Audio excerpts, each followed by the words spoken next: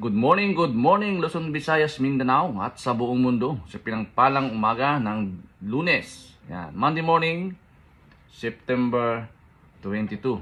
Yan, good morning na sa ating mga kapatid na magang nagising. Welcome na po sa ating pong daily devotion sa umagang ito. Tayo mag-umpisa, tayo po umawit sa ating pong Panginoon. Hantugan natin siya ng papurit pagsamba. Hallelujah. Thank you, Lord.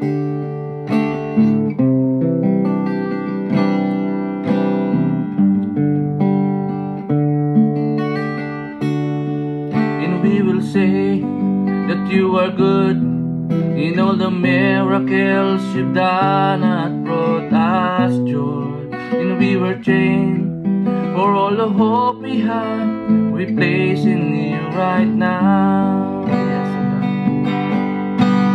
Father, we declare that we love you.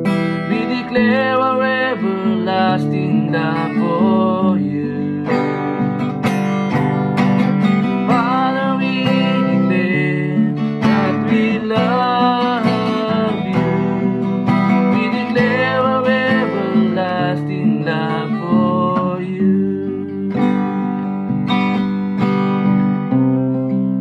Declare, Lord, that Jesus is Lord. Hallelujah.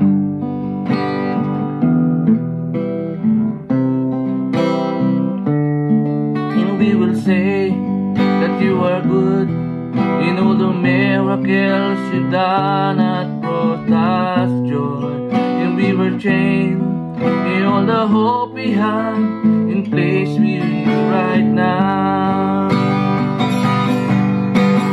Father, we declare that we love you. We declare our everlasting love for you. Yes, Lord.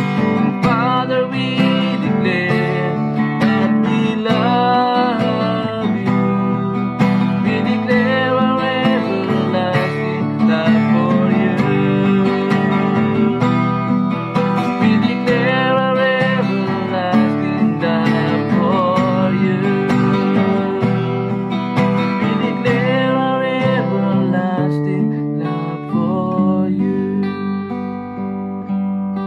Lord, you will never change. Hallelujah. Thank you for the miracle, Lord. Sa araw po na ito, meron po kaming katiyakan, Panginoon, na sa iyong presensya, meron kaming kagalakan, meron kaming kapanatagan at kapayapaan, Panginoon. Lord, salamat po sa magang kay ganda. Salamat po sa paggising mo, Panginoon, sa amin, pagpatnubay mo, Diyos, paggabay mo. Salamat po ng marami. Sa oras po na ito, Lord, siyang pa pinagkakatiwala po namin sa iyo ang daily devotion, Lord, sa umagang ito. Kasiyahin niyo po ang iyong mga salita na aming pong pag-aaralan sa araw na ito, Lord God. Salamat po, Lord, for the glory, honor, and praise in Jesus' name. Amen. Yes, Lord. Hallelujah. Ayan. Good morning na sa ating mga kapatid na naka-online na. So, ating pong ipagpapatuloy, ating pong series na tinatalakay about the kingdom power through discipleship. Yan, napakahalaga po mga kapatid ang discipleship, no? Yan, tinuturo natin ito para lalong ma-encourage, no? Maunawaan ang bawat isa. So, ang title po, ang topic po natin is about making disciples of all nations. Making disciples of all nations. Paggawa ng mga disipulo ng lahat ng bansa. Sa Matthew 28:19-20, ito po ating text. Sabi dito, therefore go and make disciples of all the nations, baptizing them in the name of the Father, of the Son, and the Holy Spirit. Teach these new disciples to obey all the commands I have given you, and be sure of this, I am with you always, even to the end of the age. Ito po yung NLT translation. Sa Tagalog, kaya't humayo kayo at gawin ninyong mga alagad ang lahat ng mga bansa.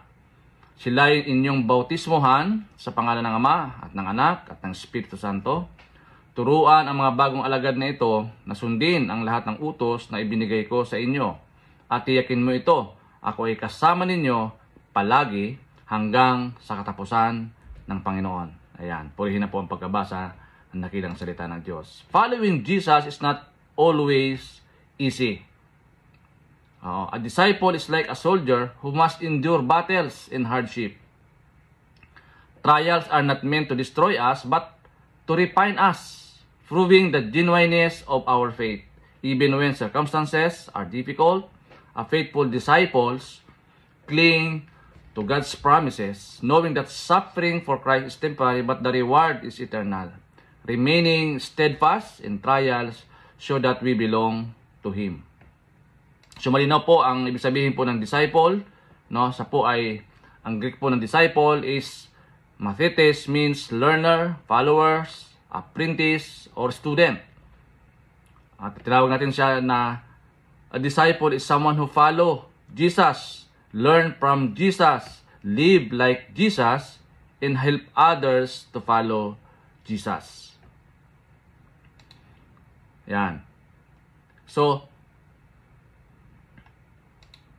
the command, go, Jesus' final words are not optional, but a command.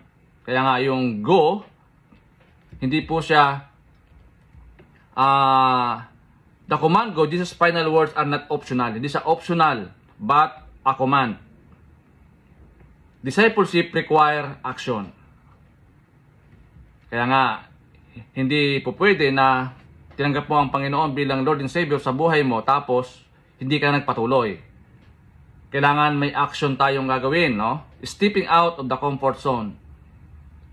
Begin sharing Christ right where you are.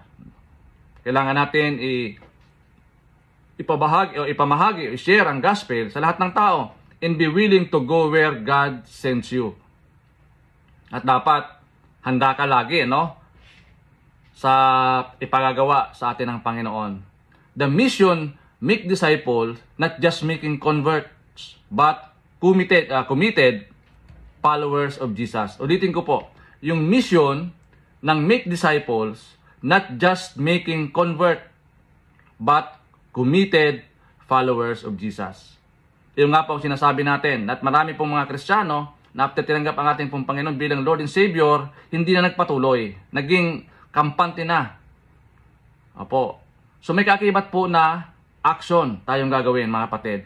Kailangan committed followers of Jesus. The scope of all nation, ito naman yung scope of all nation, the gospel is universal. No one is excluded. God's heart is for every tribe, every tongue, and every nation. Wala na dapat tayong pinipili, mga kapatid, no? Kasi ang puso ng Panginoon, pangkalahatan. Hindi dapat nalimitahan sa kulay, di ba? Sa laki, sa taas, hindi po, mga kapatid. Ibig sabihin, pantay-pantay. So ano po ang puntos po natin ngayong umaga, mga kapatid? Number 1, the commission is for every disciple, not just pastor. Ulitin ko, the commission is for every disciples, not just pastor. Kaya nga, lagi natin sinasabi na kung pastor lang ang kikilos o gagawa nito, matagalan, no? Ang pag-spread. Pero kung lahat po tayo mga disciples ng ating pong Panginoon, tutulong-tulong tayo. Sabi nga ng Acts chapter 1 verse 8, but you will receive power when the Holy Spirit comes upon you, and you will be my witnesses, telling people about me everywhere. Saan daw? Sa Jerusalem, through Judea, and Samaria, into the ends of the earth. Ngunit tatanggap ka ng kapangyarihan pagdating sa iyo ng Banal na Espiritu, at kayo ay magiging aking mga saksi na nagsasabi sa mga tao tungkol sa akin sa lahat ng dako. Sa Jerusalem, sa buong Judea, sa Samaria, at hanggang sa dulo ng mundo. Kaya nga ang commission, hindi lamang po ito sa mga pastors, no? Including disciples. Lahat po tayo. So number 2, discipleship involves teaching, baptizing, and mentoring others. Kapatid, kaya nga kanina sa nabanggit natin na meron tayong action na dapat gawin para ma-share natin yung gospel. Kaya sabi sa 2 Timothy chapter 2 verse 2, you have heard me teach things that have been confirmed by many reliable witnesses. Now teach this truth to other trustworthy people who will be able to pass them on to others. Sabi sa Tagalog, narinig mo akong nagtuturo ng mga bagay na kinukumpirma ng maraming maasahang saksi. Ngayon ituro ang mga katotohanan ito sa bilang mapagkakatiwalaang tao na makapagpapabasa nito sa kanila. Ang pagiging disipulo ay kinabibilangan ng pagtuturo. Ganoon din sa pagbibinyag o kaya baptism. And also, pagtuturo din sa iba, yung paggabay sa iba, mga kapatid. Kaya napakahalaga na matutunan po natin ito, mga kapatid. Number 3, Jesus promises His presence and power in the mission. Malino po yung Matthew 28:20, teach these new disciples to obey all the commands I have given you, and be sure of this, I am with you always, even to the end of the age. Ito po yung pangako ng ating pong Panginoon. He promised us that His presence and power ay laging nangunguna sa atin. Ito po ay pangako ng ating pong Panginoon na hindi tayo iiwanan. Lagi tayong sasamahan, even sa katapusan ng mundo. Kaya ito po yung ating katiyakan, mga kapatid, na never tayong iaabandon ng ating pong Panginoon. Lalo na yung ating ginagawa sa pagpapalaganap ng mabuting balita ng kaligtasan sa lahat ng tao, sa lahat ng mundo. So, paano natin ba ito gagawin? Paano natin i-apply sa ating sarili? Number 1, start where you are. Kung saan ka man ngayon, nasa trabaho ka man, estudyante ka man, o nandun ka sa community mo, share Jesus with family, with your friends, with your classmates, and with your co-workers. I-share mo ang kabutihan ng Diyos sa mga tao, mga kapatid. Start where you are. And number 2, live as a witness. Your life should be reflect Christ's love, humility, and truth. Iyan po yung by grace you have been saved through faith, di ba? Yan yun mga kapatid. Dahil sa kagandahang loob ng ating pong Panginoon, tayo po ay kanyang niligtas. Live as a witness, genuine witness sa mga tao. And number 3, support mission. Siyempre, kapag inudyukan ka ng Banal Espiritu na mag-involve sa mission, at pwede naman natin siyang gawin through prayers. Ano pa? By giving, financial matters, or even going participate in spreading the gospel globally. Maraming tayong dapat gawin, Bawat isa sa atin, kaparte, kabahagi, di ba?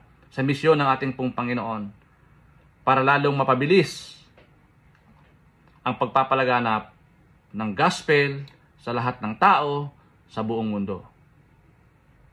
Diba? Napakaganda na tayo po ay kabahagi, sa programa ng ating pong Panginoon dito sa lupa. So, as a question to consider, am I living as a disciple who makes other disciples, or I am just a followers without multiplying my faith? Tanda natin na ayaw ng Diyos ng stagnant Christian. Gusto ng Lord na tayo po ay namumunga. Kaya ang tanong, ako ba ay nabubuhay bilang isang disipulo na gumagawa ng ibang mga disipulo? Ibig sabihin, nagmumultiply. Disciple making disciples, di ba? O kaya isa kang tagasunod lamang nang hindi nagpaparami ng aking pananampalataya.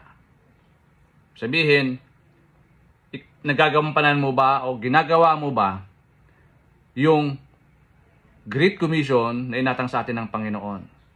Diba? To go and make disciples. Mga kapatid. Kung hindi mo pa nagagawa yan, it's time to move on and share the gospel. Ayan. Hamon po sa atin yan, mga kapatid. So, purihin po ang Diyos sa umagang ito, sa mixing exhortation natin, devotion natin sa umagang ito. Dalangin ko na ito po yung nagbigay sa atin ng encouragement,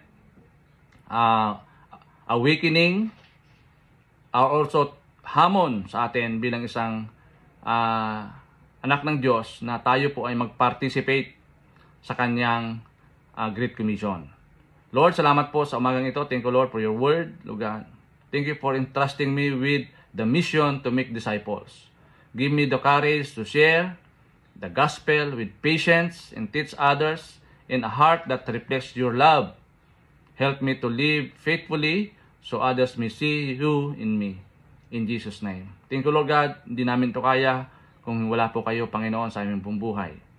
Lord God, ikaw po manguna. Turuan niyo po kami. Lead us, Lord, according to your truth, according to your will, Panginoon. Ikaw nga po maghari sa aming buhay. Dalangin ko din, Lord, sa umagang ito, sa maghapon, yung aming gagawin, Panginoon, Lord, dalangin ko na samahan po kami ng Banal Espiritu, ituro kami, i-direct kami sa tamang landas, Lord God. Ma-maximize po namin yung full potential sa pag-share ng gospel sa lahat ng tao sa buong mundo. Lord, dalangin ko din po sa araw na ito ang aming pong bansang Pilipinas. Tunay nga, Lord, naniwala po ako, Lord, na yung mga mata ay nandito sa Pilipinas. Nakatingin po kayo rito, Lord God. At alam ko po, Lord God, pagpapalain niyo po ang aming pong bansang Pilipinas. Salamat po, Lord God, sa oras po nito dahil naramdaman namin yung pagkilos po ninyo sa aming pong bansa, Panginoon.